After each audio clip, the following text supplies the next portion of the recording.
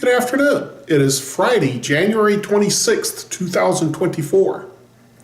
In today's passage, we have an unexpected meeting in Mark chapter 10, verses 46 to 49. And I'm reading from the New Living Translation, second edition.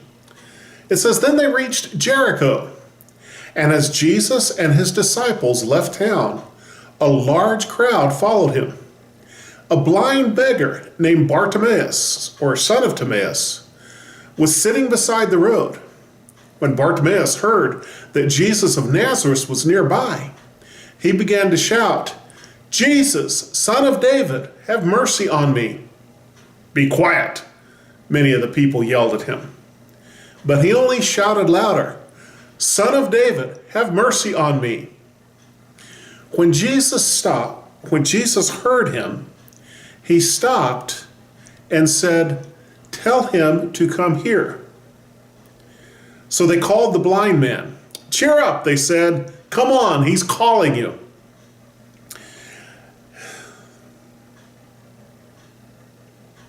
They're leaving Jericho.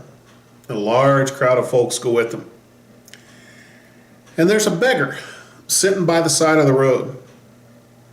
You still see them on street corners. Poverty has always been an issue, part of the human condition. But this particular beggar was blind. And so in his sightless world, he's listening to everything going around him and hearing what's happening. And he hears the crowd growing and talking about Jesus.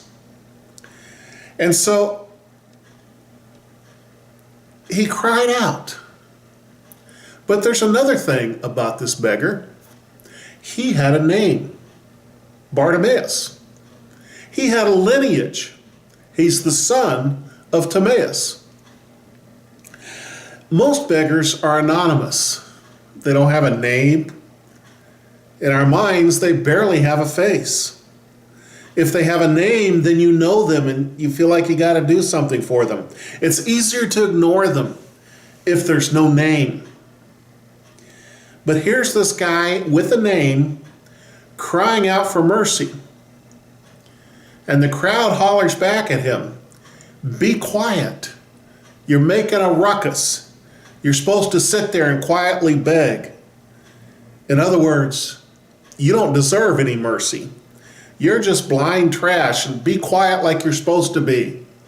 Blind beggars should be seen and not heard, and maybe not even seen, was the mindset of the day. If they hadn't done something wrong, they wouldn't be in the situation they were in. And so surely they didn't want to take away from Jesus' teaching for him to deal with this guy. But what did Jesus do when he heard the man shouting? He told the people, "Tell him to come here." He forced the people to change their message to the blind man. He could have just hollered out for the blind man himself. The blind man could holler loud enough for Jesus to hear him. He had to be close enough that if Jesus hollered, Bartimaeus would have heard him.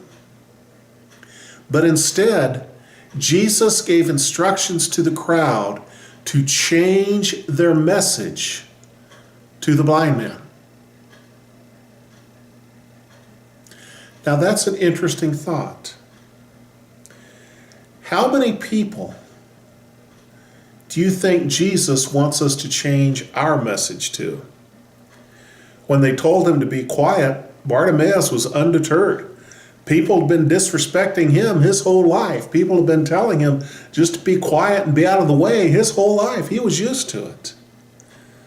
But he knew that Jesus would be different.